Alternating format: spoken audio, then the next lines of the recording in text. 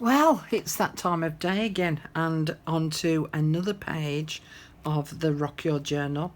I'm just going to quickly talk about the project for any newbies that are watching this video for the first time.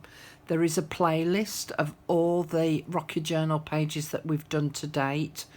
It's based on the idea of the Wreck This Journal, in terms of there is going to be a prompt every day throughout February, and then you decorate your page relating to that prompt exactly how you wish. I give you the prompt and I give you some ideas of what you can do with that prompt, and then it's up to you. And then the following day I show you what I did with my page, and then we go through the process again of I go through the next prompt and so on and so forth. Now, if you're only recently starting the project, don't panic. Don't feel that you've got to catch up, because you haven't. Do this at your own pace and spend as much time as you want on each of the pages. So if you only want to spend 10 minutes on it, that's fine. If you want to spend an hour on it, that's fine. If you want to spend all day on it, that's fine. It's entirely up to you. It's your journal. You do as you like. So we'll go to the page that I talked about yesterday. So yesterday's prompt was "It's all white," and this is the page that I created. Now I'll lift it up and give you some close-up details in the moment, but I'll talk you through what I did. So basically I'd got some embossed cards. Got a load made up in my stack, but they were all coloured paper, and I thought, well, if I flip it over and use the back side of it, I know that the card is white. But I didn't want it just plain white, so I got some pearlized white paint and painted it, and it's actually given it a very, very slight golden shimmer to it. There was a blank oval area within the embossing card, and I've added some little tiny pearls on it, and then I added the image that I showed yesterday together with a little saying everything has beauty. So I'll show you that bit close up so that you can see, and you may or may not catch the shimmer. Oh, there we go. I think you can see it there. So the other thing that I then did was I used the paper doily, so I put that at the top and the bottom. I've added 2 layers of lace on the edge. I added some cheesecloth in this corner and in this corner, and then added this lace applique and some buttons. So again, I'll give you a little bit of a close-up so you can see the cheesecloth here, and then the applique. There's the 2 layers of lace there, some more cheesecloth down here, and then the buttons, and I left the strings hanging really long, so it added a little bit more texture to it as well. So that was the page that I created with the prompt all white. Now then, let's get on to today's prompt, which is something that I quite enjoy doing, because it does make you stop and think about little tiny things. All right, it makes you think about all the little tiny bits and pieces that you might have in your stash.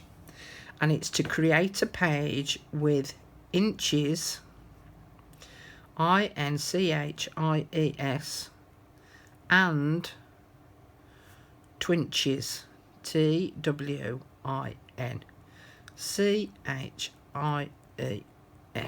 Okay, so they're known as inches and twinches.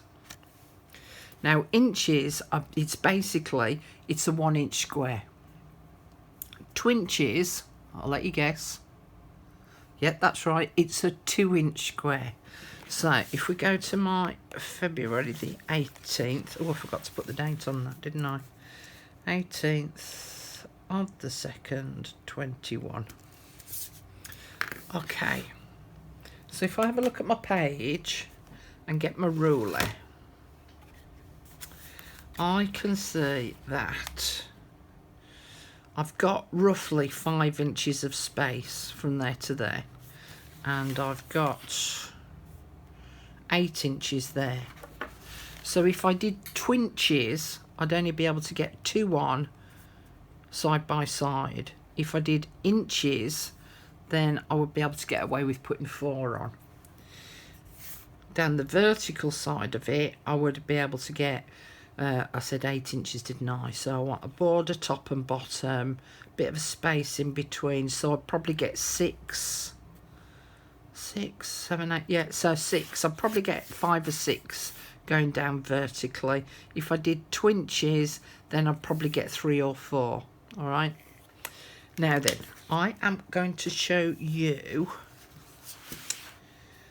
a piece that I created a long time ago now. Actually, probably not that long. Probably about 4 years ago, 3-4 years ago. This was a piece of canvas. I actually did this as a class project, and I painted all the background with all my distress inks and sprays and paints to give it a sort of rustic feel, and then I stamped on all the canvas on top of that, and then I created my inches. Now, I'm lying because these are an inch square. Mine are actually 1.5 inches square. So I don't know what an in-between of an inches and a twinches is. So maybe it's a inchy betweeny twinchy. Yeah, all right. I don't know. So I did 1.5 inch squares anyway. And then I painted each of the squares up. So I did it on a board because I wanted it to be quite sturdy. In here, in your journal, they don't have to be on a piece of board. It can just be a piece of card. But I coloured all of the background of all of these pieces of board. And then I went and found little tiny pieces to add to the inches. Okay, so you can see I added a button, piece of metallic declaration, together with 4 little mini tiny declarations. This one I did stamping on and then put some glossy accents on the top. Here I made a little fan type rosette, put a button on top of that. Here I did some stamping and embossing. This was a little wooden piece that I'd got that had broken off the top of something else. Here I had got some little sequins and a little bit of lace and some little metal flowers. This was a piece of leftover decorative paper, and I just cut that section out and put glossy accents on the top. This was a piece of embossed card and then just decorated up and around it. This was a peel off, so I just added the peel off and then added some little tiny petite beads around it. This was a totally different technique using some specialist paints that I'd got, which created this marbling effect. And this was a cake, a bun case. So it was a real decorative lacy bun case. And I just cut a small section out to add to my square and then put some stickles in the centre of those. So that's how I decorated my inches up.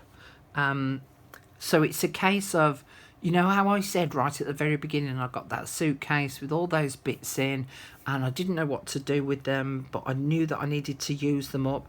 I think that I might use some of those. I might not, you never know. But if you think about all the little tiny little bits and pieces that you've got that could make part of a decorative element, you know, then you could create something really pretty and quite unique.